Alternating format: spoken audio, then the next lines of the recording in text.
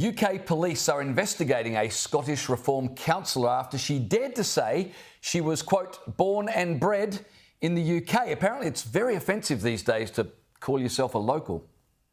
And it's scary as a local resident, somebody who was born and bred here. I shouldn't have said that. Well, Yeah. do you see why this is? People Yeah. sometimes think that Reform are very much against having people That just here. came out. It just came out.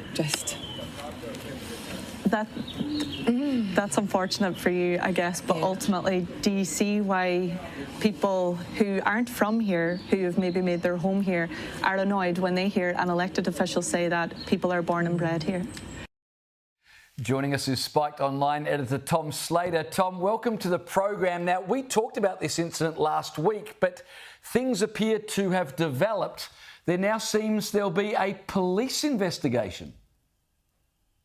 No, it's escalated to an even more absurd degree. There's apparently a 22-page dossier which has been handed over to Police Scotland as well as the council's regulator, alleging that this Reform councillor essentially engaged in a form of hate crime when she said something which no one other than a handful of people in the Scottish media elites could possibly take offence to. To say that it's absurd to say that being born and bred somewhere is some sort of racially aggravated form of hate speech really doesn't cut it. The fact that that councillor in the moment in that interview almost expressed regret for having said something so simple and so pedestrian tells you how bad things have gotten in this country. And also I think tells you that a lot of the time kind of hate speech law, hate crime law is just being willfully weaponised as like a tool of political censorship, as a kind of political weapon. So I really hope this is kicked into the long grass. I really hope that when someone properly looks at it, they realise that this is absurd and politically motivated. But I wouldn't put anything past our police forces these days, to be honest. No,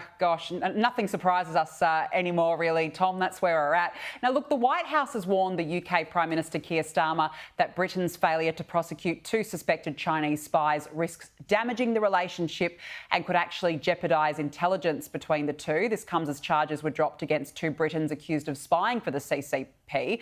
Tom, why is Keir Starmer appeasing China?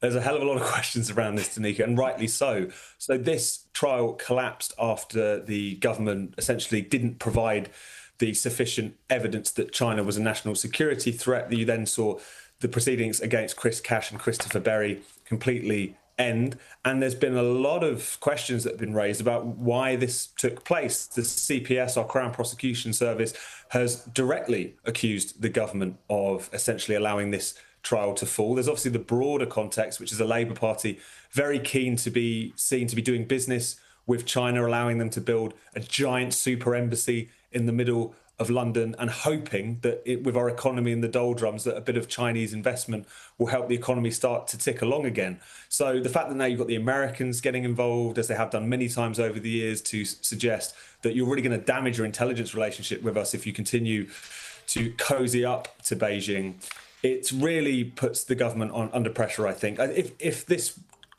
particular case wasn't a little bit complicated, didn't take a few minutes to explain, it could easily be something that would bring down a government. And I think the more evidence that we see come out, the more murky details that we see emerge, it could become a much bigger problem for Keir Starmer than it has already. We'll certainly watch that one over the coming weeks. Tom, we wanted to ask you about a couple of RAF surveillance planes being deployed on 12-hour missions to patrol NATO's eastern frontier. The aircraft flew 16,000 kilometres, starting from the far northern Arctic region, right along the Russian border past Belarus and Ukraine. The threat of war with Russia continues to exercise British minds. Absolutely it does. And our participation in this 12-hour exercise underlines that. This was obviously in tandem with our NATO partners, obviously backed up by the US ultimately, and in response to those series of incursions, whether or not they're accidental, whether or not they were a show of force of Russian drones into Romanian airspace and so on and so forth, is a sort of reminder that those kind of roiling tensions over Russia and Ukraine will continue, even as it seems like the war continues to be kind of bogged down in that particular region. I mean, it's a sort of reminder as well for the UK, I think, that we do live in increasingly uncertain times. And yet, whilst it's great that we managed to spare two RAF surveillance planes to take part in this, our own kind of domestic military and air force is still pretty much withering on the vine. So as ever, you get that contrast with the kind of much more dangerous times that we find ourselves in, but in the UK in particular, still a lack of seriousness from our political class about making sure that we are ready for this more unstable era.